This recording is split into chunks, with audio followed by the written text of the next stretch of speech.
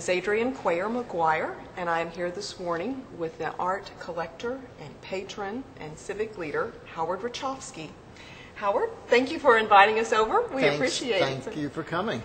And, there are fabulous things about just being here. We have a wonderful home designed by Richard Meier, and also this incredible art collection here. So as we go through, there will be things that I'll ask you about both of them. Okay. And please throw in anything that you would like to add as well, all right? I'll do my best. And I think one of maybe the first things to start off with is why did you choose Richard Meier and to design this house for you?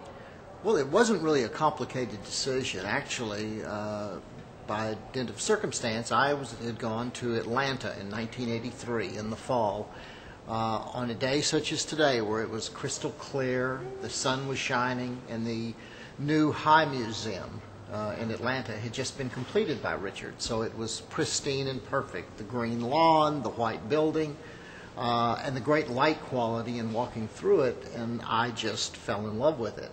Of course, at the time, I was naive enough to believe that that's very interesting, but I didn't even know that he would even contemplate doing houses. It turned out he had, in fact, done some houses.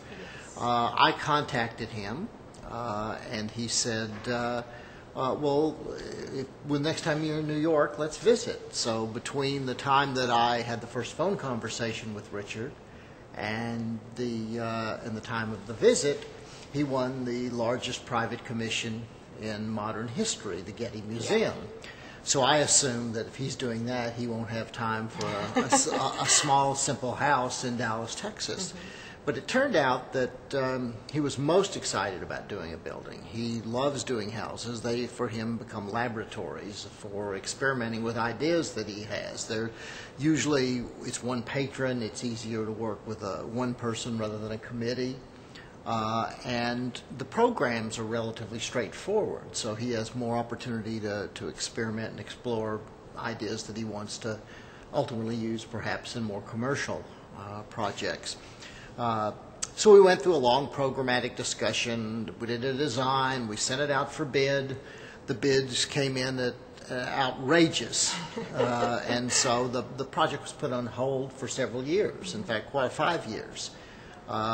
But in the summer of 1990, Richard and I reconvened, and I said, I still have this bug. My life circumstances have changed, and I really want this house to reflect more about an apartment over a gallery, if you will, rather than a residence for a family. And so he... basically, we scrapped the first set of plans. In fact, if you look at his monographs, you'll notice that there's a Rachofsky House 1 and a Rachofsky House 2. This, in fact, is number 2.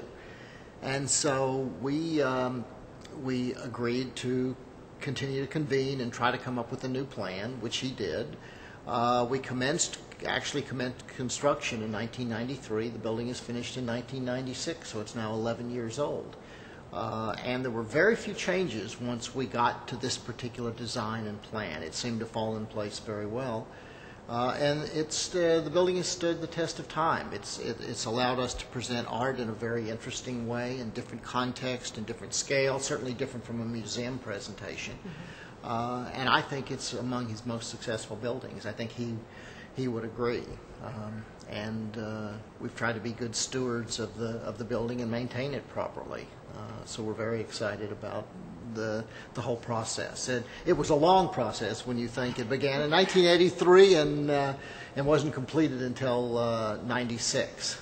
So you just have to be persistent, I guess.